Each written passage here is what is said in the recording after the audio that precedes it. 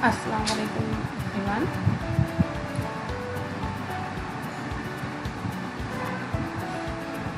Today we are going to start class 10 first chapter in Urdu. Let's have सबक number 1 हज़रत उमर रहमतुल्लाहि अलैहि बिन अब्दुल अज़ीज़, जिसके मुसन्निफ है शरफुद्दीन साहिल। हज़रत उमर रहमतुल्लाहि अलैहि बिन अब्दुल अज़ीज़, ये सबक लिखा गया है शरफुद्दीन साहिल के ज़रिए। सबक में आ जाते हैं। पहली बात में जो सबक में होता है उससे रिलेटेड कुछ बातें बताई जाती है। मुलाहिज़ा फरमाएंगे, हज़रत उमर रज़ियल्लाहु ताला अन्हु बिन खत्ताब मुसलमानों के दूसरे खलीफा थे। चौथे खलीफा हज़रत अली रज़ियल्लाहु ताला अन्हु के बाद खिलाफत राशिदा का दौर ख़त्म हुआ और ख़ानदानी खिलाफत शुरू हुई। इनमें बनु उमैया के उम्मई और बनु अब्बास के अब्बासी खलीफा मशहूर हैं। अब्बासियों में एक खलीफा ऐसे भी गुजरे हैं जिन्होंने हज़रत उमर रज़ियल्लाहु ताला अन्हु बिन खत्ताब की खिलाफत की याद ताज़ा कर दी। इत्तेफाक की बात है कि उनका नाम भी उमर ही था। दुनिया उन्हें उमर रहमतुल्लाह अलैहि बिन अब्दुल अज़ीज़ के नाम से जानती है। ये सबक उन्हीं की सीरत पर रोशनी डालता है। पहली बात आपको समझ में आ गई होगी। पहली बात में जो आपका सबक होता है, जो आपका लेसन है, उससे रिलेटेड थोड़ा सी आपको हिंट दिया जाता है, थोड़ा उसका इंट्रोडक्शन बताया जाता है। Now moving to the next, that is जान पहचान। अब जान पहचान में क्या होता है बच्चा? जान पहचान में जो आपका राइटर है, जो मुसन्निफ है, उसके बारे में बात की जाती है कि वो कहाँ से बिलोंग करते हैं, वो उनकी क्या क्या डिग्रियाँ हैं, उन्होंने अपनी लाइफ में कौन कौन से काम किए हैं और कौन कौन सी किताबें लिखी हुई हैं, उनको कौन कौन से इजाज़ात से नवाजा गया है। इस सबक के राइटर का, मुसन्निफ का नाम एक बार हमारे साथ पढ़िए, शरफुद्दीन साहिल। शरफुद्दीन साहिल साहब कैसे दिखते हैं हम आपको बता देते हैं। वो कुछ इस तरह दिखते हैं। ठीक है, चलिए शुरू करते हैं। जान पहचान। डॉक्टर मोहम्मद शरफुद्दीन साहिल 2 अगस्त सन 1949 को नागपुर में पैदा हुए। उर्दू, फ़ारसी और अरबी में एमए करने के बाद उन्होंने 2 मरतबा पीएचडी की डिग्रियां हासिल की। मुख्तलिफ तालीमी अदारों में तदरीस के फ़राइज़ अंजाम दिए। उन्होंने तहकीक, तनकीद, शायरी जैसी असनाफ़ और ज़बान व अदब की तारीख़ में बहुत काम किया है। इन मौज़ूआत पर उनकी मुतअद्दिद तसानीफ़ शाये हो चुकी है, जिन्हें कई इजाज़ात से भी नवाजा गया है। ताज़गी बच्चों के लिए लिखी गई उनकी नज़मों का मजमूआ है। अगर आपको इनकी शायरी पढ़ना है तो आप बस में रेख्ता की जो ऑफिशियल साइट है, अगर आप उस पर सर्च करेंगे तो आपको शरफुद्दीन साहिल साहब की बहुत सारी लिखी हुई शायरी मिलेगी। इवन ऑनलाइन अगर आप सर्च करेंगे तो you will get lots of book written by him. तो इन्होंने बहुत सारे काम किए हैं, जिनमें से एक किताब में से आपको ये सबक का थोड़ा सा दिया गया। जब आप हायर स्टडी करेंगे उर्दू में तो वहाँ पर आपको पूरी मुनासिबत पढ़नी होगी हज़रत उमर रहमतुल्लाह अलैहि बिन अब्दुल अज़ीज़ के बारे में कि इन्होंने इतने सारे काम किए। इनका दौर खिलाफत काफ़ी छोटा रहा। 39 साल की उम्र में ये दुनिया से पर्दा भी कर गए, लेकिन उस दौरान में उन्होंने बहुत से अच्छे काम किए थे। जैसे जब ये खलीफा नहीं थे उस वक्त इनके जो बड़े लोग थे, उन्होंने काफ़ी जागीरें नाजायज़ तरीके से अपने अंडर कर ली थी। तो जैसे ये दौर खिलाफत में आए, इन्होंने धीरे धीरे करके वो सारे हक जो जिनके थे उन तक पहुँचाने की अपनी पूरी कोशिश की। तो इनके सीरत के ऊपर आगे हम बात करेंगे कि आप कैसे थे, आपका मिजाज कैसा था। चलें आगे बढ़ते हैं, सबक की शुरुआत करते हैं। हज़रत उमर रहमतुल्लाह अलैहि बिन अब्दुल अज़ीज़ मुसलमानों के मशहूर खलीफा थे।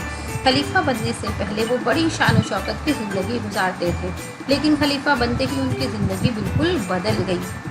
ठीक है, हज़रत उमर रहमतुल्लाह बिन अब्दुल अज़ीज़, एक बार मेरे साथ नाम बोलिए आप, कि आपको फिर बोलने में आसानी हो।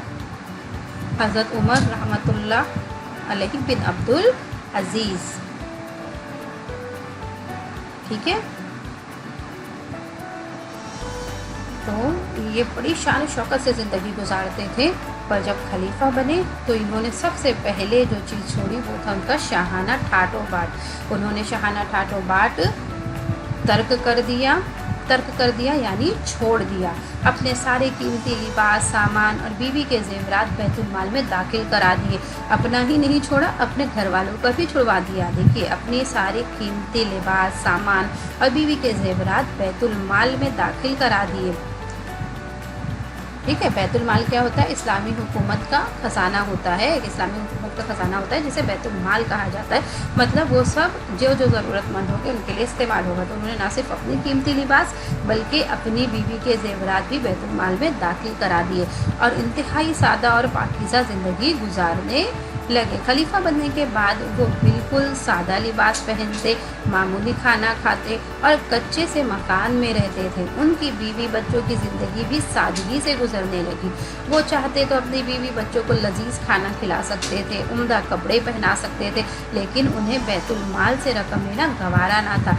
ये हमारे इस्लाम के, हमारे दौर के ये सब पहुंची हुई हस्तियाँ, ये खलीफा है जिन्होंने जैसे ही उनके पास पावर आई तो सबसे पहले जो चीज़ उन्होंने तर्क की, जो लोगों को बहकाती है, जो नफ्स पे कंट्रोल करती है, शान और ठाट, वो सारी चीज़ें उन्होंने किनारे छोड़ दी। सारी बादशाहत जो थी, सारी जागीरें जो थी, जो माल था, वो सारी चीज़ें उन्होंने अपनी कौम, अपनी अवाम के लिए वक्फ कर दी। जबकि हम इस दौर में, जिस दौर में हम अगर यहाँ की बात करें तो हमारे जो सरकारी कर्मचारी हैं, हमारे इधर जो है वही करने वाले, मोदी सरकार की ही बात करें, उसमें मौजूद हर एक बंदे की बात करें, खुद मोदी की बात करें कि जब उनके हाथ में सारी चीज़ें आई तो वो तो दुनिया में टिके ही नहीं, बस यहाँ घूम। ये पहली बार है कि कोरोना वायरस ने उन्हें ठहरा दिया। तकरीबन 70 दिन हो गए वो कहीं निकले नहीं तो अब तक वो इन 7 सालों में कई बार कई देशों के चक्कर लगा लेते, पर इस बार वो ठहरे हुए। मतलब जब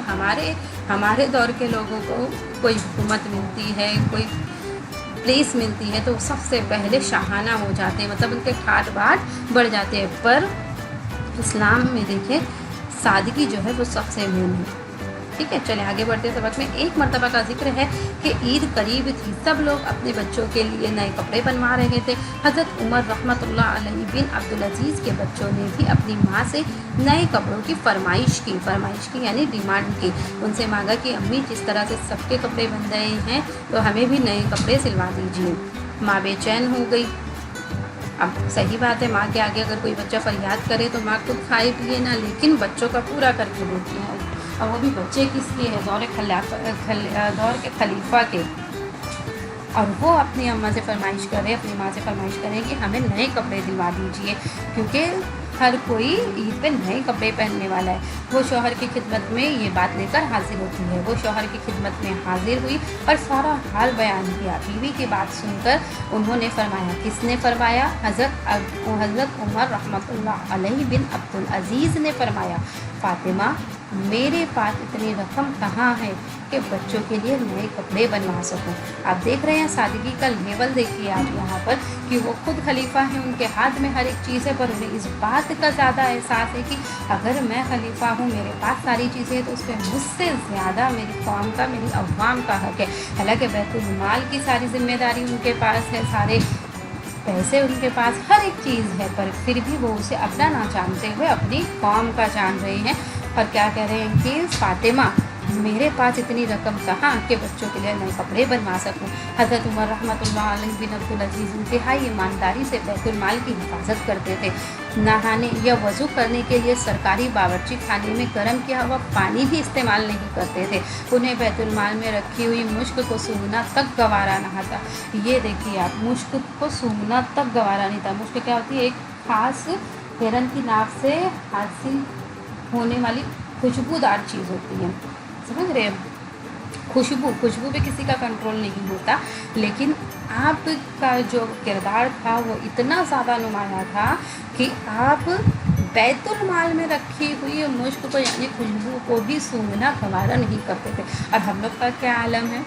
अगर कोई नहीं देख रहा, इधर देखो उधर देखो, उठा लो, चीज़ अपनी है, चाहे वो भले ही हमारी ना हो, किसी ज़रूरतमंद की हो, गिर गई हो, हमें फ़र्क नहीं पड़ता, हम डायरेक्ट चीज़ हमारी है।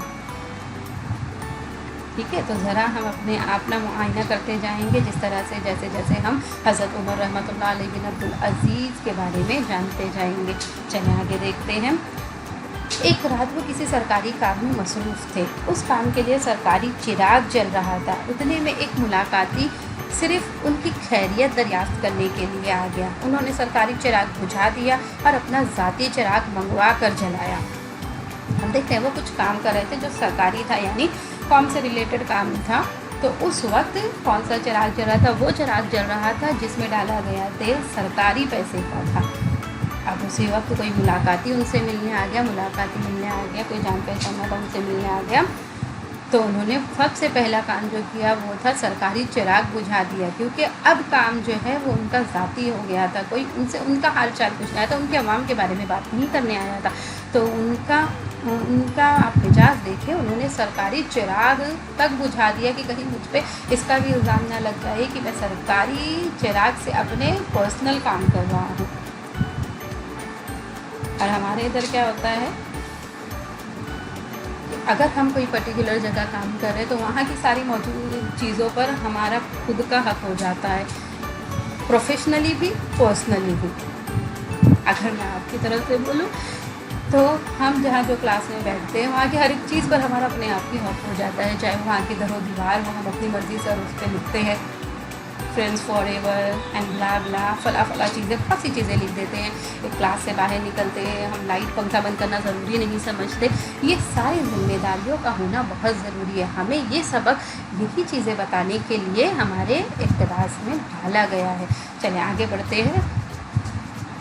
حضرت عمر رحمۃ اللہ علیہ بن عبدالعزیز اپنے ارد گرد خوشامدیوں کو دیکھنا پسند نہیں کرتے تھے. خوشامدیوں کا مطلب اگر میں آپ کی زبان میں بتانا چاہوں تو تولنے والوں کو, جو زبردستی کی باتیں بہت لگا بجھا کر کرتے ہوئے ہوتے ہیں کہ جس سے آپ خوش ہو جائیں بے وجہ. جو چیزیں آپ میں نہیں ہیں وہ بھی آپ پہ لگائے جائیں گے تو اسے کہتے ہیں خوشامد کرنا. تو ارد گرد آپ خوشامدیوں کو دیکھنا پسند نہیں کرتے تھے بھائی سیدھا. اوکے, تو اکثر عالموں کو بلواتے, ان سے نصیحت کی درخواست کرتے. اور ہمارے یہاں کیا عالم ہوتا ہے کہ کوئی اگر تھوڑا پڑھ لکھ لیتا ہے تو اسے ایسا لگتا ہے کہ اسے ضرورت ہی نہیں کسی کی نصیحت کی, جبکہ مشورہ اور نصیحت کرنا تو سمجھداروں کی نشانی ہے کہ اگر آپ کسی سے مشورہ کریں گے, نصیحت کریں گے تو اس سے آپ کی چیزیں جو ہے وہ بہتر طریقے سے کار عمل ہوگی. وہ اکثر عالموں کو, یعنی جو لوگ علم رکھتے تھے عالموں کو بلواتے اور ان سے نصیحت کی درخواست کرتے. وہ چاہتے تھے کہ علماء انصاف کرنے میں ان کی رہنمائی کریں, نیکی کے کاموں میں مدد کریں, حاجت مندوں کی حاجتیں ان تک پہنچائیں. حاجت مندوں کی یعنی جو سچ میں نیڈی لوگ ہیں, جنہیں ضرورت ہے چیزوں کی, ان کی حاجتیں ان تک پہنچائیں. اور ان کے سامنے کسی کی غیبت نہ کرے. اب ہمارے ادھر کیا ہوتا ہے بیٹا, جہاں 2 سے 3 لوگ بیٹھے, پہلا کام جو نہیں ہے اس کی باتیں شروع, اس کی غیبت. اچھائی تو ہم نہ کسی کی سننا پسند نہیں کرتے سوائے اپنے. خود کی اچھائی ہو تو پھر ہمارے تو پھر مزاج ہی بدل جاتے ہیں. بہرحال غیبت سے ہمیں بہت بچنا چاہیے, بہت یعنی بہت زیادہ بچنا چاہیے. غیبت کرنا یعنی اپنے مردار بھائی کا گوشت کھانے کے برابر ہے. مجھے جہاں تک یقین ہے میرا کوئی بچہ اپنے مردار بھائی کا گوشت کھانا پسند نہیں کرے گا, تو غیبت سے ہم بہت گریز کریں گے. تو آپ حاجت مندوں کی حاجتیں ان تک پہنچائیں اور ان کے سامنے کسی کی غیبت نہ کریں. وہ ملازموں کے بھی آرام کا خیال رکھتے تھے اور کسی کام کو کمتر نہیں سمجھتے تھے. ایک بار رات کو کسی مہمان سے گفتگو فرما رہے تھے کہ دفعتاً چراغ ٹمٹمانے لگا. دفعتاً کا مطلب ہوتا ہے یکایک, اچانک, مطلب سڈنلی جو ہے چراغ وہ ٹمٹمانے لگا. قریب ہی ایک ملازم سویا ہوا تھا. مہمان نے کہا اس کو جگا دو. بولے سونے دو. مہمان نے کہا میں خود اٹھ کر چراغ ٹھیک کر دوں. فرمایا مہمان سے کام لینا مناسب نہیں. وہ خود ہی اٹھے, برتن سے زیتون کا تیل لیا اور چراغ کو ٹھیک کر کے پلٹے تو کہا جب میں اٹھا تھا تو عمر بن عبدالعزیز تھا اور جب پلٹا تب بھی عمر بن عبدالعزیز ہے. دیکھیں اس واقعے سے اس بات کا پتہ چلتا ہے بیٹا کہ اگر ہمارے گھر میں کوئی نوکر ہے, ہم نے کسی کو ملازم رکھا ہوا ہے, تو یاد رکھیے وہ آپ کے لیے کام کرنے سے زیادہ آپ کو آرام دینے کے لیے کام کر رہا ہے. اس کے ہونے کی وجہ سے آپ کی زندگی جو ہے وہ بہت ایزی ہے, بہت سہل ہے. تو ہمیں ان کی عزت کرنا چاہیے. ہمارے مذہب میں نوکروں کے بھی الگ سے بہت سارے, جو ملازم ہوتے ہیں ان کے بھی الگ سے بہت سے حقوق ہیں. ہمیں ان ساری چیزوں کو فالو اپ میں لانے کی ضرورت ہے. आज के माशरे में तो बेहद ज़रूरी है। ऐसा हो गया है कि अगर हम किसी को मुलाजिम रख लेते हैं तो हम उनकी जान पे पूरे हकदार हो जाते हैं। जैसे कि अगर हम खड़े भी हैं और सामने ही हमारी चप्पल रखी तो तब भी हम डिमांड करते हैं कि हमारी चप्पल लाइए, क्या आप खुद जाके नहीं ला सकते? यहाँ पर एक आला मिसाल हज़रत रहमतुल्लाह अलैहि ने पेश की है कि मुलाजिम वहीं पर सोया हुआ था, पर क्या है वो सोया हुआ है। हमें जब पसंद नहीं है कि हम सोए हुए और हमारी नींद कोई डिस्टर्ब करे, उसी चीज़ को मद्देनज़र रखते हुए आप रहमतुल्लाह अलैहि ने मुलाजिम को डिस्टर्ब नहीं किया और ना ही मेहमान से काम लिया। खुद उठे, बर्तन से जैतून का तेल लिया और चिराग को ठीक करके पलटे तो जो जुमला उन्होंने कहा वो बेहतरीन था। जब मैं उठा तो उमर बिन अब्दुल अजीज़ था और जब पलटा तब भी उमर बिन अब्दुल अजीज़ हूँ। बात समझ में बच्चों? उनके ज़माने में बड़ी खुशहाली थी, लोग उनके पास कसरत से माल लाते और कहते कि गरीबों में बांट दीजिए, लेकिन वो कहकर माल वापस कर देते कि हाजतमंद नहीं मिलते, फिर ये माल किसे दिया जाए। मतलब आपके दौरे खिलाफत में आपने इस तरह से मैनेज किया हुआ था कि हर कोई अपनी अपनी लाइफ में सेटल था, समझे? और यहाँ पर तो देखो कि अगर हम बांटने खड़े हो जाए तो जिनको ज़रूरत है वो तो पीछे रह जाएंगे, लेकिन जिनको ज़रूरत नहीं है वो कतारों में सबसे आगे खड़े होते हैं। आप रहमतुल्लाह अलैहि के दौर में गरीब ढूंढने से नहीं मिलते थे। ये इस चीज़ को बयान करती है कि जैसा बादशाह होगा वैसी उसकी अवाम होगी। अगर बादशाह चोर तो अवाम भी चोर। और फिर अब इल्ज़ाम डालते हैं कि मोदी सरकार कुछ नहीं करती। हम ये कहते हैं कि हम खुद कुछ नहीं करते, ये हम सुनना नहीं चाहते, जानना नहीं चाहते। बहरहाल आगे बढ़ते हैं सबक में उन्होंने लोगों की सहूलत के लिए सराहें बनवाई, शराब पर पाबंदी लगाई, बेजा रस्मों को ख़त्म किया, गुलामों और बांदियों को आज़ाद करवाया। देखेंगे सबक में फिर से ज़रा, उन्होंने लोगों की सहूलत के लिए सराय बनाई। सराय का मतलब होता है कि मुसाफिरों की ठहरने की जगह। ठीक है, सराय का क्या मतलब होता है? मुसाफिरों की ठहरने की जगह, यानी लॉजेस वगैरह कि अगर कोई सफ़र कर रहा हो तो अगर उसे कहीं ठहरना पड़े तो उस तरह का उसने मुसाफिर खाना भी बनाया था, जैसा हमारे पास मुंबई में है मुसाफिर खाना है मुंबई में, बिल्कुल उसी तरह से सराय बनाई। सराय जो है वो सराय की जमा है, सीन रे अलीफ बड़ी ये सराय की जमा है, सराय सीन रे अलीफ हमजा ये नुनगुन्ना बनवाई। शराब पर पाबंदी लगाई। और अभी हमारे इधर क्या हाल है कि सारा देश बंद है पर सारा शराब के ठेके खुले हैं, वहाँ पर कोई रूल नहीं, कोई डिस्टेंसिंग नहीं, कोई फॉलो नहीं।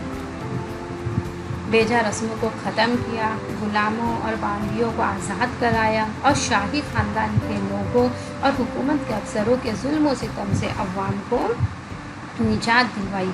ठीक है, अवाम को निजात दिलवाई यानी बेजा कोई किसी पर अपनी अथॉरिटी नहीं चला सकता था, बेजा कोई भी किसी को हैरान नहीं कर सकता था। अब बेजा का क्या मतलब होता है? आई होप आपको पता होगा। गैर ज़रूरी तौर पर, मतलब जिस चीज़ की ज़रूरत नहीं है फिर भी हम ज़बरदस्ती कर रहे होते हैं तो कहते हैं बेचा। ठीक है, उनकी खिलाफत का ज़माना सिर्फ 2 साल 5 महीने रहा। हैरत इस बात पर है कि इतने कम अरसे में ये सारी इस्लाहात का क्या मतलब होता है? इस्लाहात पहले तो आप जान लीजिए, इस्लाह की जमा है। तीसरा लिखा जाएगा अलीफ स्वाद लाम अलीफ है। इस्लाह इसकी जमा क्या होती है? इस्लाहात। आपको एग्ज़ाम में पूछा जा सकता है कि दिए गए पैराग्राफ में से इस्लाह की जमा ढूंढ के लिखे, तो आपका जवाब होगा इस्लाहात। ठीक है, मतलब जो गलती थी उन सबको दुरुस्त किया।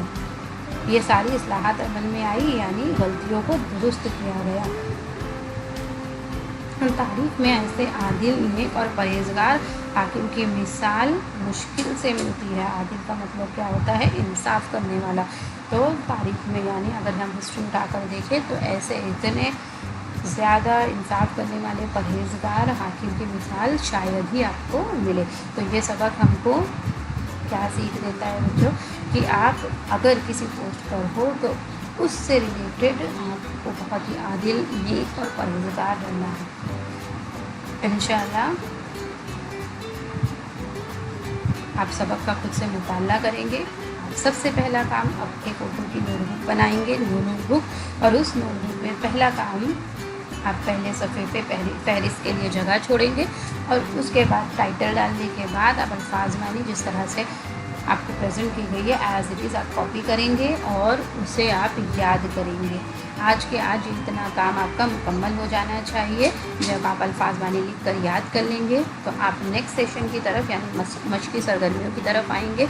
इस सरगर्मियाँ में आप क्या करेंगे, आप सबक का फिर से मुताला करेंगे और मुताला करने के बाद आप कोशिश करेंगे कि आप इन तमाम सवालों के जवाबात लिख सकें। ठीक है, तो चले फर्दर हम आपको आगे फिर मिलते हैं आगे की न्यू स्लाइड के साथ इंशाल्लाह। ठीक है, जब तक आप अपना ख्याल रखें, अच्छा खाएं और अच्छा पढ़ें। ठीक है, thank you so much, see you all soon बच्चा। Have a very blessed Ramzan. अल्लाह हाफिज़।